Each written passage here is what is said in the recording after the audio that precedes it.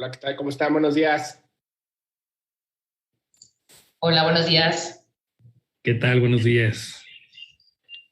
Pues nos da mucho gusto esta, la verdad, muy interesante plática que nos van a dar nuestros amigos, la contadora Alejandra Vallejo y el licenciado Alejandro Ponce, a casi 10 años de la publicación de la Ley Federal de Prevención de Operaciones con Recursos de Procedencia Ilícita.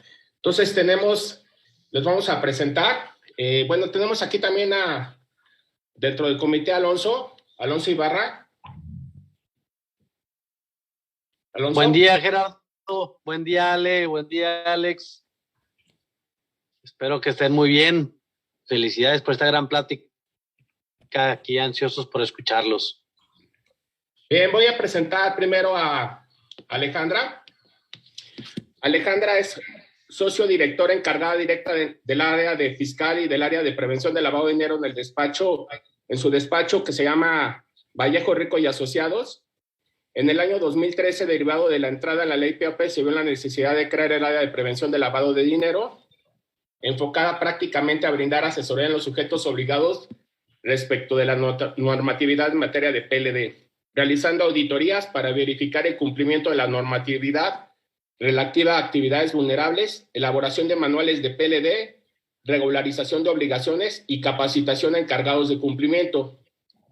En lo que respecta a servicios de PLD, también a entidades financieras y elaboran informes de auditoría, principalmente a SOFOMES, entidades no reguladas. Y por otro lado tenemos a nuestro director de consultoría en actividades vulnerables, que es nuestro amigo Alejandro García. Dice, Alejandro es licenciado en Derecho con una práctica de 19 años en la defensa fiscal y 9 años en prevención de lavado de dinero. Está certificado en materia de prevención de lavado de dinero por la Comisión Nacional Bancaria de Valores, por el Instituto Mexicano de Contadores Públicos y por la Unidad de Inteligencia Financiera. Es coautor de 20 libros, autor de 25 artículos publicados en revistas especializadas y conferencista en foros organizados por diversas instituciones. Pues les damos nuestra bienvenida a todos ustedes y espero que disfruten esta gran e importante plática sobre este tema. Gracias, Gerardo. Gracias, Alonso, también. Bien, pues muy buenos días a todos. Exactamente, el tema de hoy va a ser Ley Federal para la Prevención e Identificación de Operaciones con Recursos de Procedencia Ilícita, a casi 10 años de su publicación. Como ya muchos deben de saber, la Ley de Prevención del Lavado de Dinero entró en vigor se publicó en el Diario Oficial en el año 2012 y entró en vigor en el año 2013. Más adelante vamos a ver fechas un poco más precisas, pero bueno, estamos a casi 10 años de la publicación de esta Ley de Prevención del Lavado de Dinero, casi 9 años de su entrada en vigor. Y pues quisimos tocar ese tema para hablar un poco de acuerdo a nuestra práctica, nuestra experiencia, pues cómo vemos que va el avance en la aplicación de esta ley. Algo que me gustaría comentar de entrada es que creo que, y a lo mejor al final vamos a llegar a redondear esta conclusión, ¿no? Pero cuando empezó la aplicación de esta ley, pues muchos pensaban o muchos tenían la expectativa de que pronto se empezara a combatir el lavado de dinero, porque por primera vez en nuestro marco jurídico teníamos una ley de prevención del lavado de dinero. Al día de hoy, bueno, pues vemos que no se ha logrado ese propósito. Yo creo que, bueno, ni siquiera se ha alcanzado a ver ya en la realidad un poco que se empiece a lograr este objetivo. Lo que sí hemos visto, por otro lado, es que ha servido esta ley para sancionar a los sujetos obligados, y creo que, bueno, pues ese no es el propósito que se persigue con esta ley, ¿no? Esta ley lo que debe perseguir es aportar información para que de alguna forma se ayude al combate del lavado de dinero, y bueno, no vemos muchos resultados ahí, Más bien lo que vemos es que la autoridad, el SAT específicamente, ha usado esta ley para sancionar a los sujetos obligados con multas pues verdaderamente elevadas. Pero bien, vamos a hablar de la ley en términos del material que preparamos. Vamos a presentar el material que preparamos. Bien, pues yo creo que para iniciar hay que remontarnos un poquito a los orígenes de esta ley, a qué provocó que naciera esta ley de prevención de lavado de dinero. En 2004, haciendo un antecedente todavía mayor, en 2004 se emiten por la Secretaría de Hacienda las disposiciones de carácter general a que se refieren las leyes financieras. Y esas disposiciones de carácter general son en materia de prevención de lavado de dinero. Entonces, desde 2004, las entidades del sistema financiero tienen obligaciones en materia de prevención de lavado de dinero. Identificar clientes, integrar expedientes, conocer al cliente, llevar registros de las operaciones, presentar reportes, etcétera, ¿no? Varias obligaciones en materia de prevención de lavado de dinero. Eso nace en 2004 a la par que nace la Unidad de Inteligencia Financiera. Pero en 2008 el GAFI hace una visita a México y para efectos de llevar a cabo la evaluación que el GAFI hace recurrentemente a los países. En 2008 revisan a México y en el informe de evaluación mutua hacen este señalamiento. Ponen que las medidas de prevención del ALAs antilavado de activos y CFTs contra el financiamiento al terrorismo. Bueno, dice el GAFI, las medidas de prevención no se extendieron a las actividades y profesiones no financieras designadas. El único requerimiento que aplica a este grupo es una obligación que se establece en la Ley del Impuesto sobre la Renta y que requiere reportar las transacciones en efectivo al SAT en un máximo de 100,000 pesos mexicanos, equivalentes a aproximadamente $10,000 estadounidenses.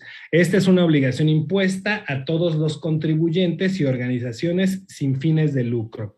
Asimismo, los notarios públicos deben reportar al SAT todas sus adquisiciones de bienes raíces en México, sin considerar la forma de pago. Esta información se encuentra disponible para la UIF para los propósitos de antilavado de activos y contra el financiamiento al terrorismo. Bien, cuando el GAFI visita a México en 2008, en ese entonces estaban vigentes las 40 recomendaciones más 9 de 2003, y en la recomendación número 12 de aquel entonces se señalaba como actividades y profesiones no financieras designadas a casinos, a comerciantes de joyas y metales preciosos, abogados, notarios, contadores, comerciantes de inmuebles y proveedores de servicios societarios. Bien, en 2008, cuando el GAFI visita a México, se da cuenta que que las medidas de prevención de lavado de dinero no son aplicables a estas actividades y profesiones no financieras.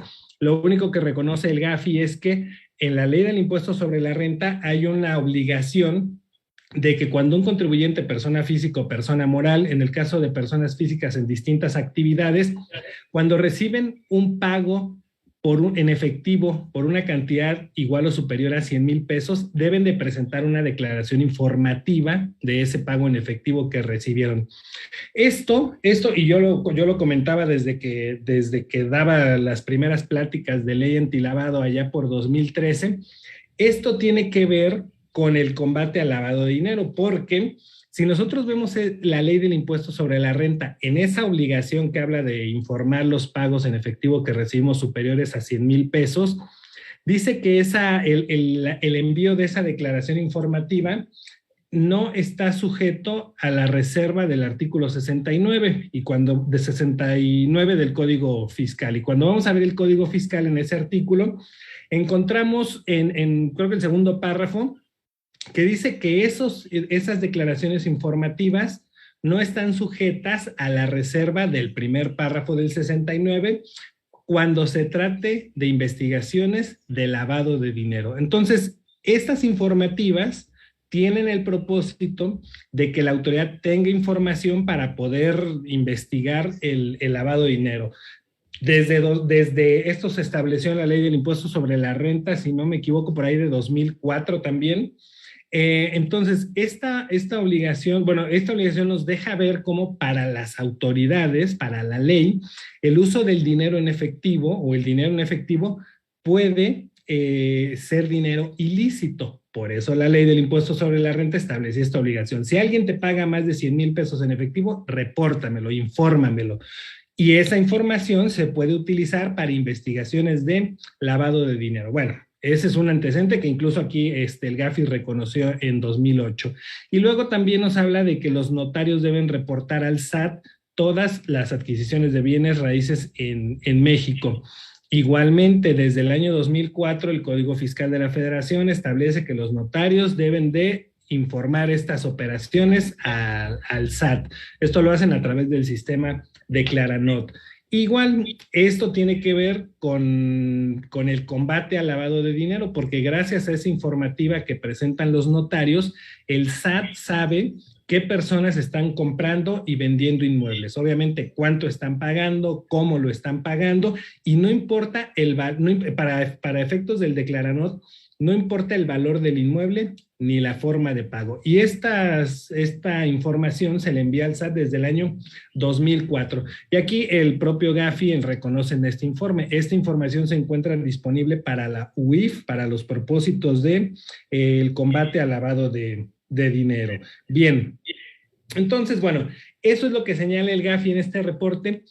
Y derivado de esto es que en los siguientes años se presenta la iniciativa de la Ley de Prevención de lavado de dinero. Eso lo vamos a ver en un momento. Pero bueno, entonces en 2008, que fue esta tercera visita del Gafi a México, se hace esa observación. No tienes medidas de prevención de lavado de dinero para las actividades y profesiones no financieras que el Gafi señala en la recomendación 12 de aquel entonces. Bien, en 2012, y lo queremos comentar porque, bueno, pues estas son las recomendaciones que tenemos, vamos a decir, vigentes al día de hoy. En 2012 se hace una reestructuración de las recomendaciones del Gafi. Antes de 2012 eran, ¿qué eran? Dale, 40 más 9 recomendaciones, ¿verdad? Sí. Y en 2012 solamente quedan 40 recomendaciones. Y la que habla de las actividades y profesiones no financieras quedó en la número 22. Ale, ¿nos puedes comentar de esta recomendación? Bueno, derivado de esta reestructuración de las recomendaciones de Gafi, ya únicamente quedan 40, y en la recomendación número 22 y 23 es donde hablan de las actividades y profesiones no financieras designadas. Prácticamente lo que mencionan es que determinadas actividades, que son las que estamos viendo en pantalla, que ya mencionó Alejandro, como son los casinos, los agentes inmobiliarios, algunos comerciantes de piedras preciosas y metales preciosos, abogados, notarios y otros profesionistas jurídicos y algunos proveedores de servicios societarios tienen que entrar a este régimen de prevención del lavado de dinero y dar cumplimiento a determinadas recomendaciones. En la recomendación número 22 nos habla que estas actividades deben de dar cumplimiento a la recomendación número 10, que nos habla de dividida diligencia del cliente, recomendación número 11, que nos habla acerca de mantenimiento de registros, recomendación 12, que nos habla de personas políticamente expuestas, 15, que habla de nuevas tecnologías, y la recomendación número 17, que nos habla acerca de dependencia de terceros. Igual la recomendación número 23 también nos habla de que estas actividades deben de dar cumplimiento a determinadas recomendaciones, que si no me equivoco son 18, 19, 20 y 21, ¿no? Que deben de ser países de alto riesgo, confidencialidad y tipping off, y alguna que se me va por ahí de capacitación, la de capacitación y la recomendación que nos habla acerca de la capacitación de oficiales de cumplimiento. La 18, ¿no? La 18. Entonces, Gafi, con esta reestructuración, estas actividades quedan en estas dos recomendaciones que mencionamos, 22 y 23, y es cuando pudiéramos decir que México salió reprobado en la recomendación número 12 anterior, ahorita 22 y 23 en el 2008, y es por eso que se crea la ley antilavado, ¿no?, en nuestro país. hay que recordar que Gafi menciona cuáles son las recomendaciones mínimas que deben de tener los países en su normativa o en su legislación para dar cumplimiento a un efectivo régimen de prevención de lavado de dinero. Y cuando surge la ley antilavado, ¿qué es lo que pasa? Que México detecta que estas 5 no son las únicas actividades que pueden ser utilizadas para lavar dinero, sino que se crean, que cuando México crea esta ley antilavado, iniciamos con 5 sectores que son vulnerables a ser utilizados por su cliente para lavar dinero. Entonces México va un poquito más allá de lo que menciona Gafi, ¿no? A lo mejor no da cumplimiento a todas las recomendaciones como lo mencionan estas 40 recomendaciones de Gafi, sino que se extiende un poquito más. Y lo que dice México es, bueno, nosotros hemos detectado que existen varios sectores que son sujetos o que son vulnerables a ser utilizados para lavar dinero, y no se centra en estos 5, sino que crea 15 sectores, que es lo que encontramos en la ley antilavado en el artículo 17, que son sujetos a este régimen. Como vamos a ir viendo, como vimos con las siguientes evaluaciones que hubo en México, bueno, a lo mejor México sí abarcó estas actividades que menciona Gafi, pero se quedó corto en las obligaciones que deben de cumplir para poder combatir el lavado de dinero. Sí, exactamente como lo mencionas, Ale. El propio Gafi dice que los países deben de adaptar las recomendaciones a sus características particulares, y eso fue lo que hizo México. Por eso tenemos tantas actividades vulnerables que no todas están contempladas por el Gafi, como lo vemos aquí en la pantalla. Gafi solo contempla estas, pues, 6 o 7 que menciona aquí. Digo 6 o 7 porque en la D están incluso los notarios se mencionan, ¿no? Que en la ley le encontramos en una fracción distinta, pero eso, pues mira, nos da una evidencia de que en México la actividad económica que tenemos, pues, es muy importante, porque el legislador o el ejecutivo, al proponer la iniciativa de ley, consideró que hay muchas más actividades en las que puede haber involucrados recursos de procedencia ilícita. Entonces, por eso se mencionan tantas actividades, ¿no? Por ejemplo, la comercialización de vehículos es una actividad que la ley considera como vulnerable, y el Gafi, bueno, pues no la mencionaba, pero en México sabemos que hay vehículos, bueno, se venden muchos vehículos de muy alto valor. Entonces, obviamente en esas operaciones en las que hay cantidades importantes de dinero involucradas, pues ese dinero puede ser ilícito, y por eso es que se consideró como una actividad vulnerable. Aquí incluso el Gafi en la nota interpretativa de estas recomendaciones de la 22 y la 23 señala algunos umbrales, ¿verdad? Dice que para casinos a partir de cierto monto, para metales preciosos a partir de cierto monto. Bueno, en México los umbrales que tenemos no coinciden exactamente con estos que sugiere el Gafi, pero porque lo que el Gafi hace es exactamente una sugerencia. Ya al establecer la ley aquí en México, pues se analizó, el legislador tomó, pues, parámetros para considerar a partir de qué cantidades establecer los umbrales. Bien, vamos a ver la que sigue. Entonces, bueno, derivado de que en 2008 el Gafi le dijo a México, no estás cumpliendo con la recomendación 12, no tienes tus actividades y profesiones no financieras designadas, no tienen medidas de prevención de lavado de dinero. A raíz de eso, México inicia pues con las tareas para solventar esas deficiencias en las recomendaciones, ¿no? Cada vez que el Gafi visita un país y le dice las deficiencias que tienen, lo que tiene que hacer ese país es ponerse a trabajar para irlas superando, y que cuando venga la siguiente evaluación del Gafi, pues se le pueda demostrar al Gafi, mira, ya cumplí con las observaciones que me hiciste la vez pasada, dime ahora en qué estoy fallando para que sea lo siguiente que yo haga. Y bueno, entonces, para ponerse a trabajar en ese sentido, en México, en octubre del 2010, se presentó la iniciativa cuando se presentó la iniciativa se llamaba Ley Federal para la Prevención e Identificación de Operaciones con Recursos de Procedencia Ilícita y Financiamiento al Terrorismo. Esta iniciativa se presenta en 2010 en el Senado, El Senado, bueno, pues la analiza y aquí quiero comentar algo. Yo ya tiene algunos años fui a algún evento allá en la Ciudad de México y en la comida, pues me senté ahí en una mesa con varias personas y la persona que estaba sentada junto a mí era un magistrado del Tribunal Federal de Justicia Administrativa. Y en la plática, el tema del evento era de prevención del lavado de dinero, ¿no? Entonces nos ponemos a hablar de eso y él me empezó a platicar que él estuvo, cuando estuvo el proceso legislativo de esta ley, él estuvo como enlace entre la Cámara de Senadores y la Cámara de Diputados, el Congreso, y el GAFI. Y él lo que hacía él y su equipo era que cada vez que, por ejemplo, los senadores tenían alguna sesión y hacían comentarios de la ley y decían, no, pero es que hay que cambiarle esto, hay que quitarle, hay que agregarle, esos comentarios él los llevaba al GAFI. Y en el GAFI le decían, pues sí, con esto estaríamos de acuerdo, no, con esto no, esto, bueno, sí puede ser de esta forma. Entonces ya regresaban y decían, bueno, pues entonces esto sí, esto no. Bien, el Senado finalmente aprueba su dictamen y lo turna a la Cámara de Diputados y se dio el mismo proceso.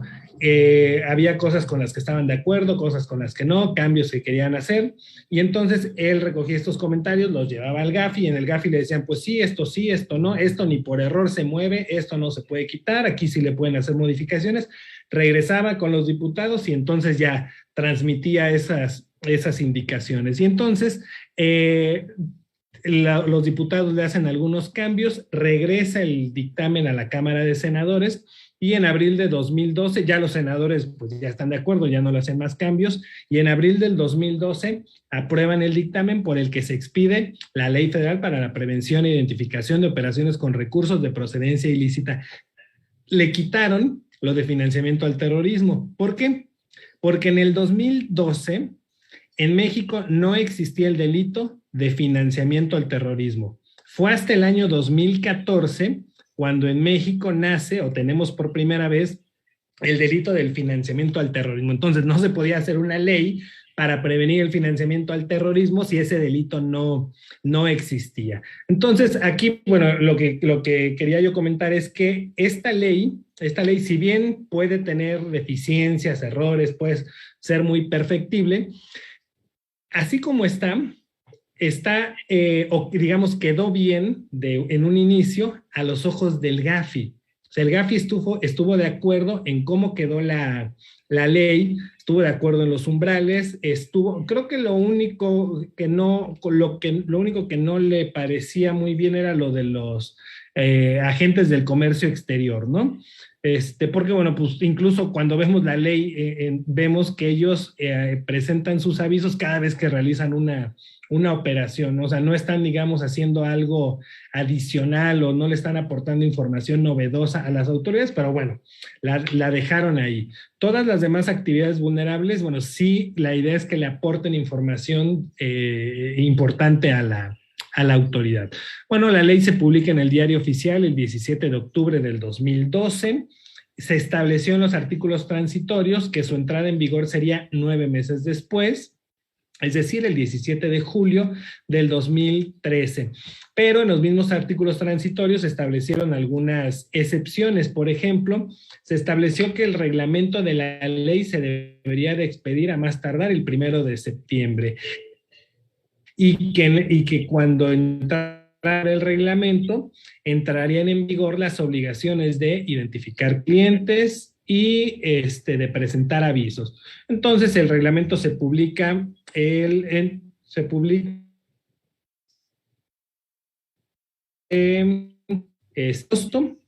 16 de agosto, con fecha de entrada en vigor para el 1 de septiembre. Las reglas de carácter general las reglas de carácter general se publican el 23 de agosto para entrar en vigor también el 1 de septiembre. Y entonces es a partir del 1 de septiembre que ya tenemos las actividades vulnerables, las obligaciones que marca la ley, identificar clientes, llevar registros, todas las obligaciones que marca la ley.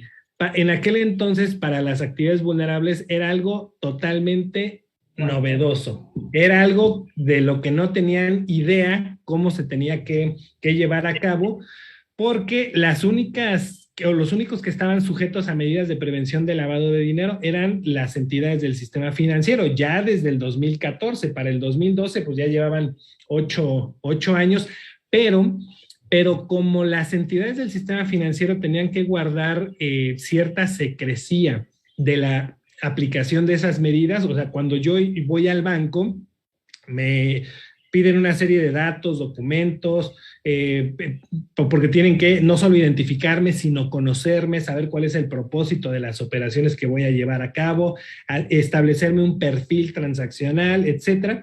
Pero todo eso tienen prohibido decírmelo. O sea, yo si voy al banco me empiezan a preguntar a todo, pero no me van a decir, es que estamos integrando un expediente de identificación de usted y vamos a darle un seguimiento, porque si usted se sale del perfil, pues tenemos que reportarlo, ¿no? Entonces, yo todo esto que le estoy preguntando es para saber qué nivel de riesgo tiene usted. No, eso no te lo pueden decir, está totalmente prohibido. Obviamente, si presentan un reporte tuyo por alguna operación inusual, relevante, etcétera, tienen prohibidísimo decírtelo, ¿no? Entonces, nadie sabía que las entidades financieras llevaban a cabo estas medidas de prevención de lavado de dinero. Cuando se establecen para ciertas actividades y profesiones no financieras, bueno, pues los toma por sorpresa y yo creo que hubo una confusión, bueno, sin duda hubo una confusión en el sentido de cómo o quién es el encargado de aplicar esta ley en los sujetos que realizan actividades vulnerables, porque hay dos obligaciones que son similares, o hay una obligación que tiene similitudes con las obligaciones de carácter fiscal. Se deben presentar los avisos a más tardar el día 17 y se deben de presentar en un portal que administra el SAT. Entonces, eso llevó a la confusión de que, bueno, pues el contador presenta las declaraciones fiscales ante el SAT y lo hace el día 17, pues también el contador que se encargue del cumplimiento de ley antilavado, cuando la obligación de enviar los avisos es una de, cuéntale, como 17, 18 obligaciones que pueden llegar a tener algunos sujetos obligados, ¿no? Entonces, una obligación es la que corresponde o la que, bueno, sí, coincide con la obligación fiscal, pero todas las demás obligaciones son muy distintas y yo creo que esta confusión ha dado lugar a que haya pues un cumplimiento no muy adecuado de todas estas disposiciones. Aquí, bueno, hay una obligación que también entró en vigor con posterioridad a esta fecha, que es la de los límites del uso del dinero en efectivo. Esta ley contempla también algunas actividades en las que, o algunos tipos de operaciones en las que hay prohibiciones del uso del efectivo, y se estableció que entrarían en vigor 60 días después de la entrada en vigor del reglamento. Esto es 31 de octubre del 2013. En ese momento entraron en vigor las prohibiciones del efectivo. Ale, comentamos algunas actividades vulnerables. Bueno, ¿cómo ves? ¿Cuáles consideras que son? Mira, ahorita nada más completando un poquito lo que decías respecto a la confusión que hubo por la parte de la similitud en lo fiscal de las fechas de vencimiento y quién tenía que encargarse, ¿no? O dónde mandábamos esos avisos. Yo creo que aparte de eso, en aquellos entonces no se le dio una difusión correcta a esta normativa, ¿no? Muchas veces esta ley pudiera ser que pasó desapercibida por la mayoría de los sectores en un inicio, cosa que no pasa con las reformas fiscales, ¿no? Las reformas fiscales es una cuestión que todos los años todas las empresas, todas las personas morales y físicas están pendientes de todas estas reformas que van aplicando año con año. Siento que la ley antilavado pasó desapercibida en la mayoría de los sectores, ¿no? No fue hasta años después y hasta que empezaron a subir todas las obligaciones que tenían respecto de esta normativa por llevar a cabo las operaciones que se llevan a cabo, y al día de hoy creo que sigue habiendo un desconocimiento, ya no como estaba en el 2013, pero aún sí sigue habiendo un desconocimiento por parte de diferentes sectores. Si recuerdo bien, creo que únicamente los notarios o el sector de los notarios fueron los que sí prestaron una atención adecuada a esta normativa. También a lo mejor con un poco de confusiones, porque si recuerdo bien, hablaron en alguna parte de se ampararon para la entrada en vigor o alguna cuestión llegaron a hacer los noteros respecto a esta normativa. Pero creo que esa fue una confusión que hubo, ¿no? Primero no salió la difusión adecuada, lo otro es que se confundió un poco lo fiscal con esta materia por las fechas de vencimiento y por los portales en donde presentamos la información. Y creo que otra parte importante que hubo fue, otra confusión que hubo, fue que esta normativa, los sectores que llegaron a conocer esta normativa desde un inicio, pensaron que los iban a vigilar a ellos, ¿no? Y que los iban a fiscalizar a ellos. Y no se daban cuenta que la información que le interesa a la autoridad era la información de su cliente. Entonces, muchas veces yo llegué a escuchar, yo creo que todo el mundo llegó a escuchar, de parte de las personas o de estos sectores era, ¿por qué me van a estar vigilando? ¿Por qué tengo que dar cumplimiento si mi dinero es lícito? Si yo estoy pagando mis impuestos, si mi dinero es bien habido, si mi dinero es lícito, ¿por qué me están vigilando si ya llevo a cabo otras informativas que pudieran suplir? Entonces, que los sujetos obligados se entendieran que esta no era una ley que los vigilaba a ellos, sino que lo que les interesa era tener información de sus clientes, de las operaciones que llevan sus clientes. Creo que eso es algo que se tardó en entender. Hasta la fecha todavía sigo escuchando en determinados lugares que, ¿por qué tengo que presentar esto si yo ya presento mi información ante el SAT de alguna cuestión fiscal? Entonces creo que esta es una parte sensible que tardó mucho en entenderse, que todavía sí falta hacerle una difusión adecuada a esto, que realmente no nos están vigilando a los sujetos obligados, simplemente los sujetos obligados tenemos acceso a determinada información que necesitan las autoridades para que ellos puedan llevar a cabo bien su trabajo. Sí, Ale, eso que comentas es muy importante porque los sujetos obligados que realizan actividades vulnerables, la ley lo dice, ¿no? Son actividades a través de las cuales se pueden realizar operaciones con recursos de procedencia ilícita, es decir, se puede lavar dinero, pero no significa que ellos estén lavando dinero. Lo que significa es que los clientes de una actividad vulnerable pueden estar utilizando dinero ilícito en la realización de las operaciones. De hecho, en esta normativa, ¿cómo se define el riesgo? Riesgo es la posibilidad de que en las actividades vulnerables o que las actividades vulnerables sean utilizadas para la actualización de los delitos de operaciones con recursos de procedencia ilícita. Es decir, que cuando, por ejemplo, en el caso de los inmuebles, que cuando yo vendo el inmueble, el que me paga esté utilizando recursos de procedencia ilícita. Cuando vendo la joya, el que me paga esté usando recursos de procedencia ilícita. Y algo que es bien importante es que, aun cuando el que me paga haya utilizado recursos de procedencia ilícita, no significa que yo esté lavando el dinero. No significa que yo esté cometiendo el delito del 400 bis, que es el de operaciones con recursos de procedencia ilícita, porque yo ese dinero que estoy recibiendo, lo estoy recibiendo como resultado de una actividad lícita que yo estoy realizando. La venta de un inmueble, la venta de una joya, la venta de un vehículo. Esa es una actividad lícita y el dinero que yo recibo es para mí producto de esa actividad lícita. Cuando yo reporto la operación a la unidad de inteligencia financiera y la unidad de inteligencia financiera recibe la información, lo que hace es analizar quién me pagó y cuánto me pagó y cómo me pagó, para que esa información la compare con la demás información que pueda conocer de esa persona. Por ejemplo, si está declarando ingresos fiscales que justifican esos recursos, o si no, pues entonces a qué se dedica, de dónde saca su dinero.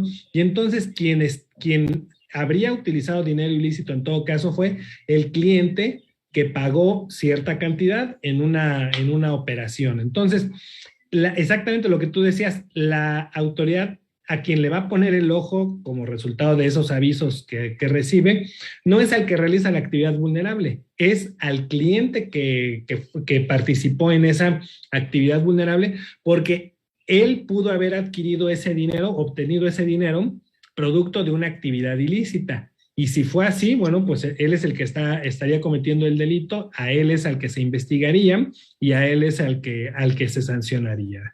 Entonces, sí, eso es importante que quede claro. Bien.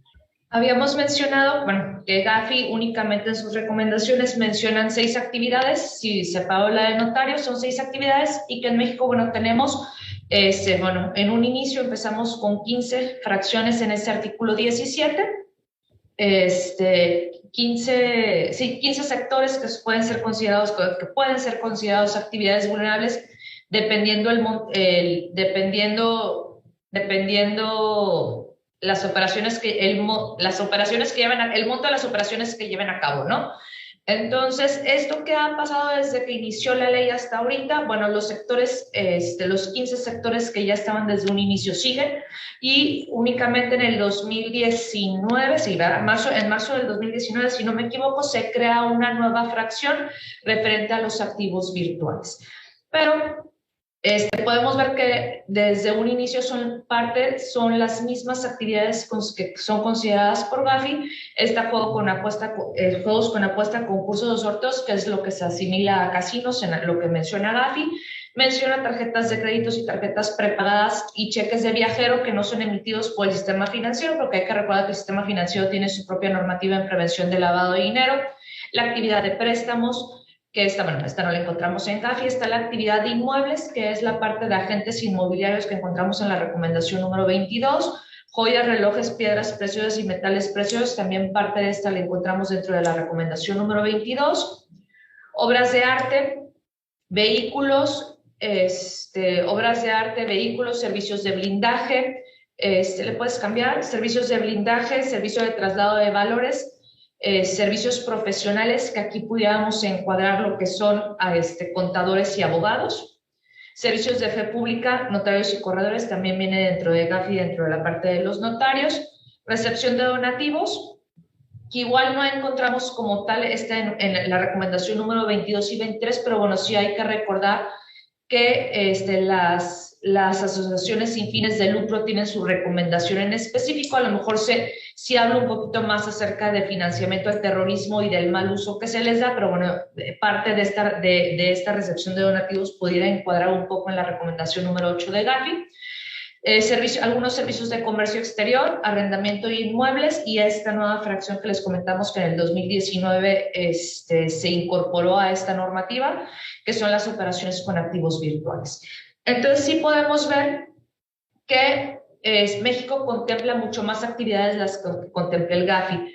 Otra diferencia importante, y a mi parecer que está a lo mejor un poco mal, o que a estas alturas ya en el 2022 que sigamos manejándolo así, creo que está un poco mal, es lo que hablamos acerca de los umbrales, ¿no? México determinó que estas eran actividades susceptibles de ser utilizadas para lavar dinero, pero también puso un límite de identificación. ¿Qué quiere decir esto? Que todas las operaciones que se lleven a cabo por debajo de estos umbrales no son consideradas actividades vulnerables, y todas las operaciones que se llevan a cabo arriba de los umbrales de identificación son consideradas actividades vulnerables y entran en esta normativa de prevención del lavado de dinero. Pero también nos da la obligación de presentar avisos, y los avisos se presentan cuando se llevan a cabo actividades arriba de determinados umbrales. Y creo que esto no debe de ser lo que busca el régimen de prevención del lavado de dinero, o a lo mejor hace que exista información o que se le esté proporcionando información a la autoridad que no sea del todo útil para ellos. Aquí el simple hecho de presentar aquí el simple hecho de llevar a cabo una operación por determinado umbral, tenemos que presentar el aviso a la unidad de inteligencia financiera. Entonces, en un régimen de prevención del lavado de dinero, en mi opinión, sí debe de existir un enfoque basado en riesgos. Debemos de ser capaces de observar determinados actos u operar determinados actos u operaciones los tengamos que reportar. ¿Por qué? Porque creemos, o porque vemos, o porque tenemos los indicios o tenemos sospechas de que el dinero pueda ser útil, que el dinero por el cual se está llevando a cabo esta operación pudiera ser de naturaleza ilícita, y no simplemente le está reportando operaciones por el hecho de llegar a determinado umbral. Creo que esta parte fue criticada un poco en las últimas evaluaciones que ha habido a México, en donde señalan que, bueno, que las actividades vulnerables se reportan cuando se llevan a cabo determinadas operaciones dependiendo de los umbrales y no dependiendo algunos comportamientos que podamos ver dentro de esta operación. En mi opinión, esto hace que la unidad de inteligencia financiera tenga avisos basura o tenga demasiados avisos y no le pueda dar un seguimiento adecuado. Creo que para iniciar esta parte de los umbrales sí era importante en el 2002, en el 2003, en el 2014, cuando todo era nuevo para los sujetos obligados. Creo que sí, esta parte sí sirvió en un inicio. Esta es mi opinión. Al inicio, que todo era nuevo, que no sabíamos ni cómo se comía esto, bueno, creo que sí facilitaba un poco la presentación de avisos, o a lo mejor facilitaba el empezarte a familiarizar con esta normativa de prevención del lavado de dinero. Creo que ya casi a 10 años de su publicación, en mi opinión, estos umbrales pierden mucho sentido, o a lo mejor hace que haya información de más, o que los sujetos obligados tengamos más obligaciones de las que tuviéramos, y no tanto porque sea un trabajo administrativo mayor, sino como lo mencionaste, Alejandro, la autoridad ha visto esta ley yo siento que ha visto esta ley con el objetivo de imponer multas a los sujetos obligados y no realmente combatir el lavado de dinero, y eso sí me apuró un poquito, y creo que el hecho de estar presentando avisos y avisos certos por todas las operaciones es un problema para los sujetos obligados ya a estas alturas del 2022, que los sujetos obligados ya debieron de haber entendido lo que es este régimen de prevención del lavado de dinero. No sé qué piensas. Yo creo que, o sea, como dice, a estas alturas ya debieron el pues que no lo han entendido en una medida considerable. De los clientes que hemos tenido, bueno, pues nos damos cuenta que cuando tienen que presentar avisos, pues sí, lo hacen porque la operación rebasa cierto umbral. Pero si detectan alguna situación de riesgo, que son los casos en los que un aviso se debería de presentar de inmediato en 24 horas, resulta que a los sujetos obligados les da miedo presentar el aviso de 24 horas, y ese aviso de 24 horas es exactamente cuando hay un riesgo, una posibilidad de que en esa operación haya recursos de procedencia ilícita. Pero al sujeto obligado le da miedo porque piensa que el cliente reportado al día siguiente va a venir a reclamarle, ¿no? Que lo reportó. Piensa que la unidad de inteligencia financiera al día siguiente va a estar ahí en su negocio, y piensa que todo el mundo se va a ir en contra de él por haber presentado un aviso de 24 horas, cuando lo cierto es que el presentar un aviso de 24 horas en donde señalo un indicador de alerta o de riesgo, pues significa que conozco exactamente cuál es el propósito de toda esta normativa, conozco cuándo puede haber la posibilidad o una mayor posibilidad de que el recurso que está utilizando mi cliente es de procedencia ilícita, y por eso lo estoy reportando con esa alerta y en ese plazo de 24 horas. Y la unidad de inteligencia financiera, pues en lugar de reclamarme o de irme a revisar, pues lo que va a hacer es agradecer que yo le envíe un aviso en donde le estoy señalando que hay un indicador de riesgo. Y el cliente al que reporté, pues no se va a enterar que lo reporté en 24 horas. Para empezar, los avisos de 24 horas se presentan respecto de operaciones que son objeto de aviso. Es decir, esa operación de por sí yo le iba a reportar. Nada más que le iba a reportar a más tardar el día 17 del mes siguiente, y la diferencia es que la estoy reportando ahorita, de inmediato. Entonces, era una operación que de todas formas iba a reportar. Y el cliente no tiene por qué enterarse porque yo no le voy a avisar. Tengo prohibido por ley avisarle, oye, ya te reporté, ya presenté tu aviso, ¿no? Entonces, yo no le tengo que avisar, el cliente por mí no se va a enterar.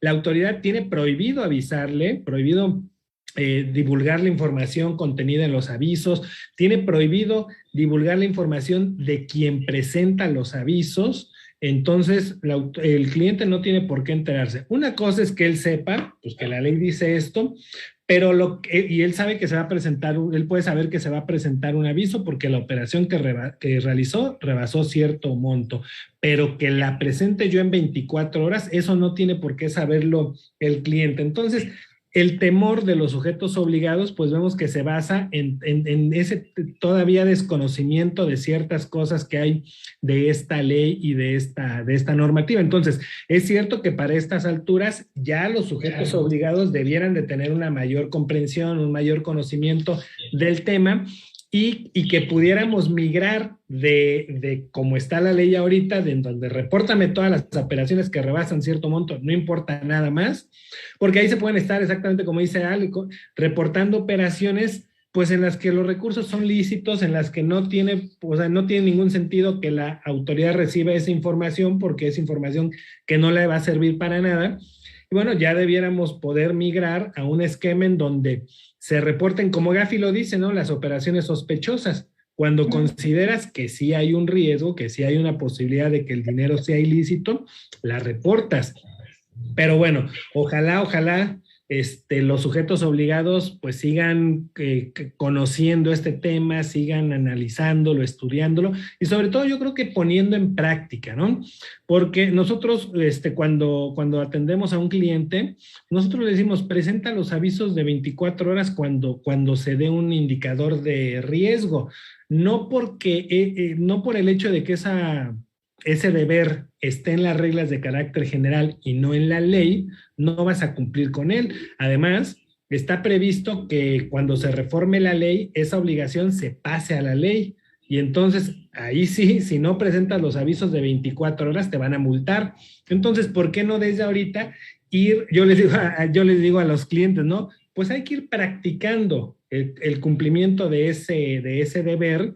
Detecta, observa, detecta cuando hay una alerta y repórtala en 24 horas. Vas a ver que no pasa nada y estás colaborando de una forma más eficiente al régimen de prevención de lavado de dinero. Entonces, ojalá, pues sí, lo deseable es que haya un mayor entendimiento y conocimiento y una mejor aplicación, un mejor cumplimiento por parte de los sujetos obligados para que podamos en algún momento pasar a ese esquema. Que por cierto, ahorita más adelante vamos a hacer algunos comentarios de cómo ve la unidad de inteligencia financiera la calidad de los avisos que están presentando los sujetos obligados, ¿no? Para que veamos cómo la propia autoridad pues nos dice que no estamos presentando bien los avisos.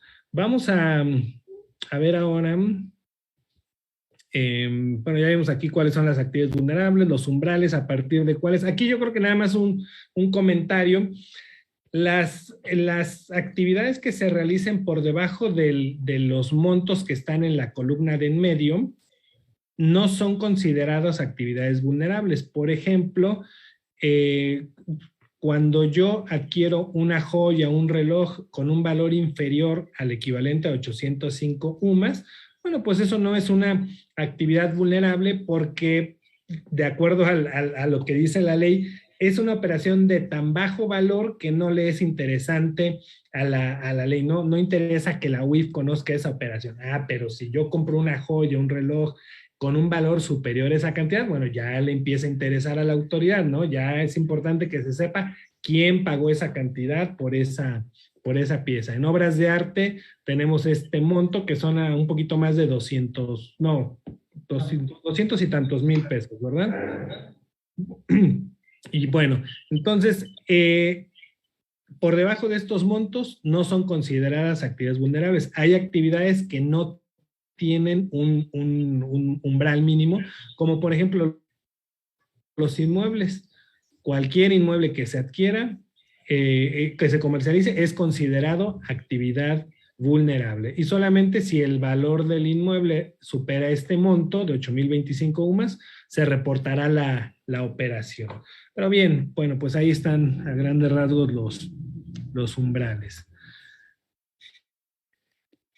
Alex. Vamos a comentar ahora. Sí, adelante. Alex, comenta Gerardo Alfredo Bocanegra, comenta que tampoco existe responsabilidad para quien hace caso omiso de no presentar los avisos de 24 horas. Dice, no existe responsabilidad jurídica para quien no da aviso de 24 horas. Exactamente. Decíamos que como está en las reglas de carácter general, presento en 24 horas y lo presento en el plazo normal, que es a más tardar el día del mes siguiente, no me van a sancionar, no hay una multa que proceda. Está previsto en el proyecto de reforma que está pendiente ya desde hace algún tiempo,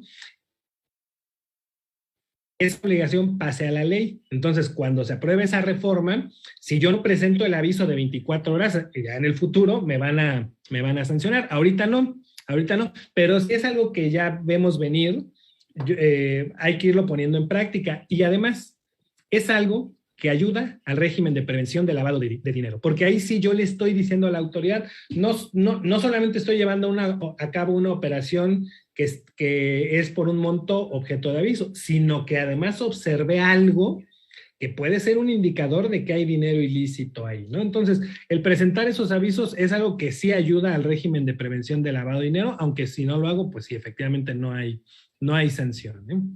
Sí. Y Aurelio Rodríguez pregunta que si esos umbrales son por operación o por periodo.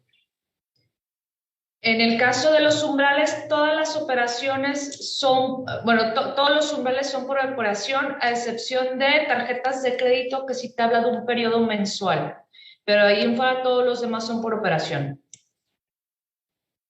Y el arrendamiento, que también es renta mensual, ¿verdad? La renta mensual. Bueno, pero es por operación. Claro, sí. Sí. Bien. A ver, veo que hay otra pregunta, ¿verdad? Dice, Sí. ¿qué opinan que deberían hacer las empresas que tienen que cumplir con la ley y lo saben, pero no quieren cumplir para no correr riesgos de recibir multas porque no han cumplido? Ok. ¿Tú, Ale, o yo? Mira, sí, en el caso de todas las empresas que no han cumplido, creo que lo primero que tienen que analizar es ver si pueden dar cumplimiento a esta normativa, ¿no? Dependiendo del sector en el que estás, tienes que analizar si es probable que puedas dar cumplimiento hacia atrás. Recordemos que la autoridad nos puede revisar un periodo de 5 años, ¿no?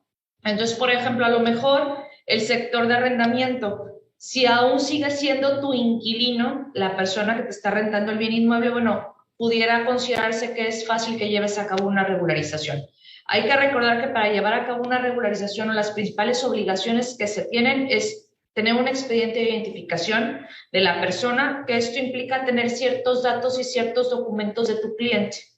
Y otra de las principales obligaciones que se tiene es presentar los avisos de las operaciones. Y para presentar los avisos de las operaciones tienes que tener toda la información de tu cliente para que puedas presentarlos. Entonces, dependiendo del sector o dependiendo en la fracción que te coloques en ese artículo 17, es ver si puedes o no dar cumplimiento, dar un cumplimiento hacia atrás de esta normativa. Ya una vez que identificas que puedes dar cumplimiento hacia atrás de esta normativa, creo que siempre se está en una mejor posibilidad de defensa si estamos al día con estas obligaciones. Aun y cuando esta ley se pudiera decir que no contemple lo que es una extemporaneidad en el cumplimiento de los avisos, bueno, hay determinados errores el día de hoy en la normativa que nos permite regularizarnos y disminuir las multas en un importe considerable, que en el caso de que te llegue una revisión, que ya ha pasado, que hemos visto que llega la autoridad a llevar a cabo estas facultades de verificación a sujetos que no están dados de alta en el portal. Bueno, la omisión de los avisos, bueno, la multa por omisión de aviso es de 10,000 UMAS, 962,000 pesos al día de hoy, ¿no? Entonces, siempre es importante que las empresas que ya detectaron que no han cumplido, primero analicen si están en posibilidades de dar cumplimiento hacia atrás, de obtener la información mínima que te solicita la ley de tu cliente para poder presentar los avisos. Y si puedes dar cumplimiento hacia atrás, siempre es lo mejor o lo más recomendable siempre está al día en esta normativa. Sí, ahorita que mencionabas lo de la espontaneidad, ajá, exactamente. Si yo presenté un aviso de forma extemporánea, cuando me verifique la autoridad me va a multar, ¿no? No es que porque no me lo requirió y lo presenté no me va a multar, no. Si lo presenté extemporáneo me va a multar. Pero sí es importante regularizarse, porque la autoridad, aunque no te des de alta en el portal, que es parte de lo que nos comentaba, ¿no? en la pregunta. Aunque no te des de alta, si tú llevas a cabo actividades vulnerables, la autoridad lo sabe. Vamos a poner un ejemplo, arrendamiento. Emites los CFDIs de arrendamiento. El SAT sabe que estás realizando una actividad vulnerable porque sabe que es actividad de arrendamiento, sabe cuál es el monto que estás cobrando, sabe que no estás dado de alta y que no estás presentando avisos. Entonces, te podría practicar una verificación sabiendo que va a encontrar incumplimientos. Inmuebles, pues están las escrituras, están ahora las facturas, los comprobantes fiscales de la venta del inmueble. Entonces, la autoridad sabe que estás vendiendo inmuebles, que cuál es el valor de esos inmuebles y que no estás dado de alta en el portal de PLD y que no presentas avisos, ¿no? Entonces, el hecho de que yo no me dé de alta en el portal de PLD porque no he cumplido y pienso que si no me doy de alta, pues no me van a detectar, es un engaño. La autoridad sabe que estoy llevando a cabo actividades vulnerables, sabe que no estoy cumpliendo y me puede programar un acto de verificación. Entonces, siempre lo mejor va a ser regularizarse y hacer el análisis que mencionaba Ale para ver, para que mi regularización sea lo mejor posible. Que yo pueda regularizar el cumplimiento de las obligaciones lo más que pueda para que si en algún momento me revisa la autoridad, me ponga el menor número de multas posible. Si yo me quedo así como estoy y no me doy de alta y no presento avisos y nada, la autoridad me va a revisar y me va a poner multas que no voy a poder pagar. Si me regularizo, voy a disminuir considerablemente ese riesgo. No es lo mismo que te pongan multas de 15 millones o 30 millones a que te pongan multas a lo mejor de 800,000 pesos, ¿no? Hay una diferencia muy, muy grande. Entonces, sí, la recomendación es regularizarse. Alex, una pregunta de Xochitl Santander. Dice, ¿qué hace si en realidad se documenta como préstamo una operación de inversión?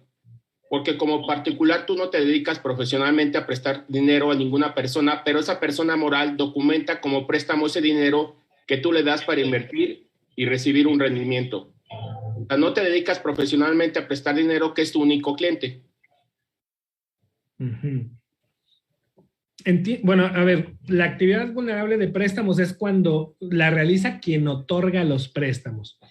Entonces, si yo otorgo préstamos, ya sea de manera habitual o de manera profesional, yo estoy obligado a cumplir con esta ley. Entiendo que la pregunta, no sé, Ale, tú a ver si lo ves igual, creo que habla como parte de quien recibe el préstamo, ¿no? Que lo registra en lugar de como un préstamo, como una inversión.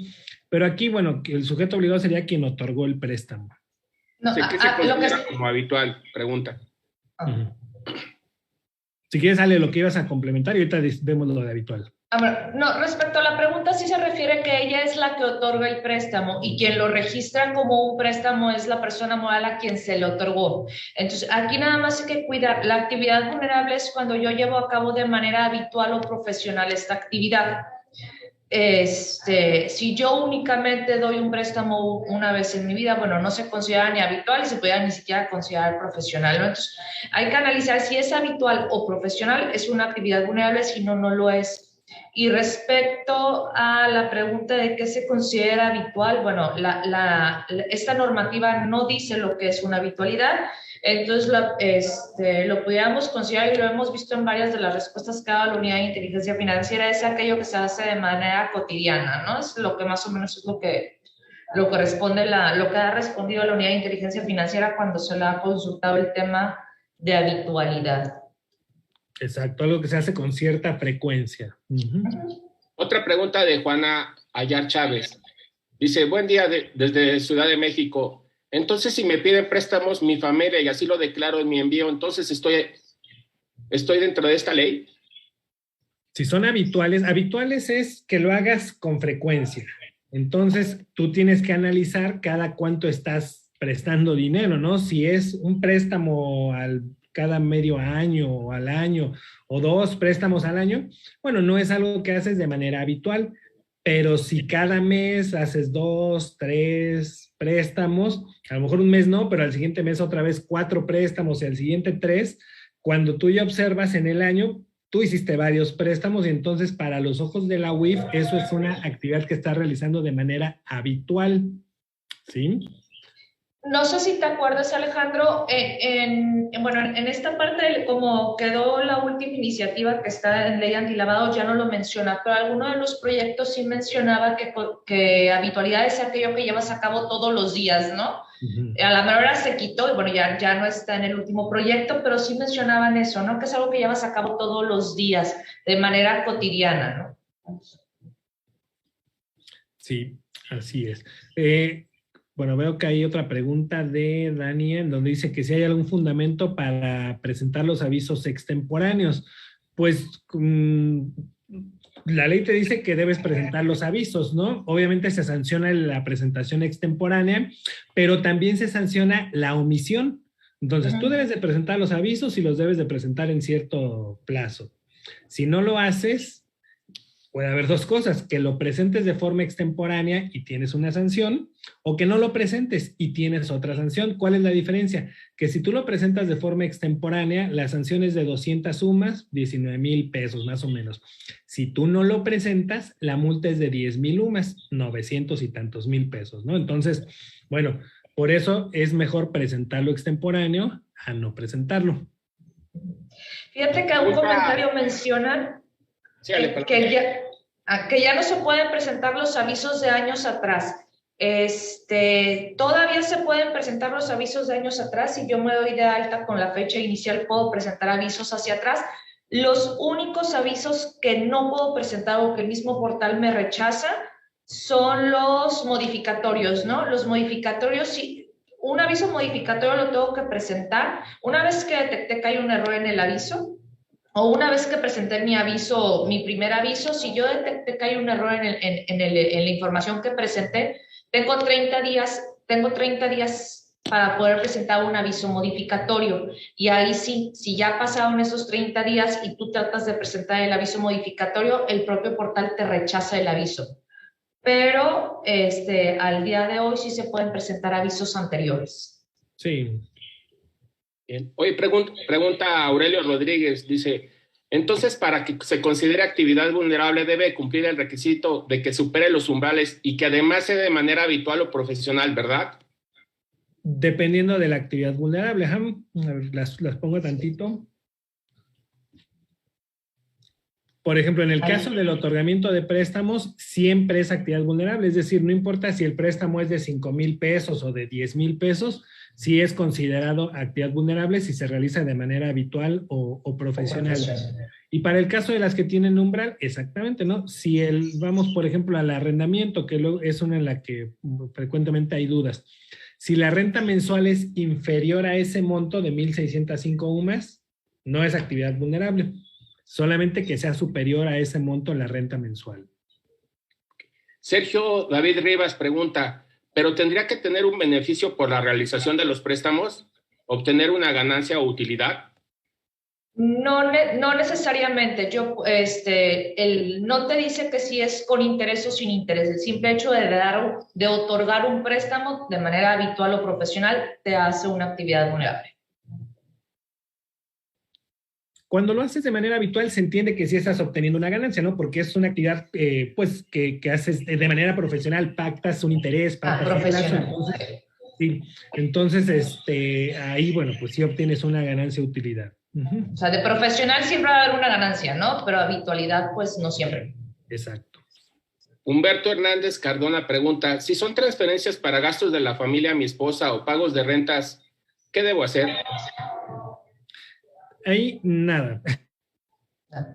Bueno, ¿qué te recomendaría? No tiene que ver con ley antilavado, pero sí tiene que ver con ley del impuesto sobre la renta, que lo hagas exactamente con traspasos, con transferencias, para que no se considere para efectos de la discrepancia fiscal, nada más, ¿no? Pero para ley antilavado no habría problema. Bueno, continuamos, ¿verdad? Ahorita, si surgen más preguntas, nos las comentas, Gerardo. Gracias. Sí, gracias. Muy bien, entonces, en cuanto a los avisos que se han presentado al día de hoy, que ya hemos mencionado que se presentan a partir de ciertos montos, cuando la operación tiene cierto valor, se debe presentar un aviso. Bueno, esta obligación, como ya lo mencionábamos, nació en 2013. Respecto de operaciones realizadas a partir de septiembre de 2013, en noviembre de 2013 tuvieron que empezar a enviarse los primeros avisos. Y ¿te acuerdas, Ale, que al principio el portal fallaba mucho? Dieron incluso una facilidad en donde decía que todos los avisos de 2013 se presentaban a inicios del 14, ¿no? Febrero del 14 creo que fue. Si no los habías podido presentar en tiempo en 2013 por las fallas del portal, tenías todo el 2014 para enviarlos, siempre y cuando los del 14 los fueras presentando en tiempo. Entonces, bueno, pues ya para el 2014 ya el portal ya funcionaba bien. Y entonces, bueno, pues desde entonces se han estado presentando avisos. De acuerdo con el informe de la Unidad de Inteligencia Financiera del primer cuatrimestre del 2022, de las actividades vulnerables se han enviado 45.709.471 avisos de todas las actividades vulnerables, y se estima que hay alrededor de 100,000 sujetos obligados registrados en el padrón de personas que realizan actividades vulnerables, aunque de acuerdo a lo que vamos a comentar un poquito más adelante, Ale, parece que no son tantos los sujetos obligados, ¿verdad? O sea, son 100,000 alrededor los que están dados de alta, pero parece que no son 100,000 los que llevan a cabo actividades vulnerables, sino que son un poco menos. Pero bueno, también hay unos que realizan actividades vulnerables y no están dados de alta, ¿no? Por lo que bueno, no se conoce el número preciso de cuántos sujetos obligados debieran estar inscritos. Al no tener el conocimiento de esta normativa, eso es lo que ha pasado, ¿no? Varias personas se dan de alta en este portal de actividades vulnerables sin ni siquiera estar obligado. Y uno puede optar uno puede optar por darse de alta de manera anticipada, que nunca es recomendable, y otros por desconocimiento se dan de alta aún y cuando no están llevando a cabo actividades vulnerables. Y también pasa lo otro, ¿no? Las personas que no conocen esta normativa, no están dados de alta porque no la conocen, o no están dados de alta simplemente porque no le han dado la importancia y no quieren dar cumplimiento a esta normativa. Oye, pregunta a María Alejandra Villanueva. ¿La donación está exenta entre cónyuges? ¿Se puede utilizar para cubrir los gastos familiares? Sí, es una donación exenta. Sí, y exactamente sí, el esposo o la esposa, el que obtiene ingresos, le puede donar dinero al otro cónyuge para que cubra los gastos de la casa, sin problema. Sí. Dania Bañolos pregunta, si tengo una empresa que tiene REP-C, ¿estoy obligada a la ley antilavado? Bueno, por ahí va a estar Carlos Pérez y yo creo que va a gritar. En mi opinión, sí, y la de Alejandro también. Hay otros, como que ese es un punto que ha sido muy controversial y algunos, sí, el hecho de ser una empresa que estás obligado a obtener REP-C, para mí sí es una actividad vulnerable. Bueno, y ahí está la otra parte que piensa que no, ¿no? Ese es como un punto controversial. Ale, que creemos que no debiera ser, pero como quedó el formato, consideramos que lo que la UIF y el SAT consideran es que sí debe ser actividad vulnerable. Entonces, aunque consideramos que técnicamente no debiera ser actividad vulnerable, sí recomendamos que cumplan con ley antilavado, porque el SAT puede practicar una verificación. Y si el que está en el REP-C no se dio de alta como actividad vulnerable, pues podrá decirle al SAT, oye, pero a mí no me corresponde, y darle toda su argumentación, y el SAT puede decir, pues para mí sí, te voy a multar porque no has cumplido, ¿no? Para evitar eso, pues mejor que se den de alta y que cumplan. Así es. Bueno, entonces vamos a ver ahora el número de los avisos que se han presentado. Esto está en el reciente informe de la UIF. Aquí vemos por actividad vulnerable y por año los avisos que se han presentado. Vemos del lado derecho, en el extremo derecho, el total de avisos por actividad vulnerable. De los que más avisos han enviado son, bueno, los servicios de comercio exterior. De ahí tenemos tarjetas de servicio. Traslado o custodia de dinero, valores. Vehículos es el que más tiene, 11 millones de avisos que se han enviado. Mutuos, préstamos o créditos. Juegos con apuesta.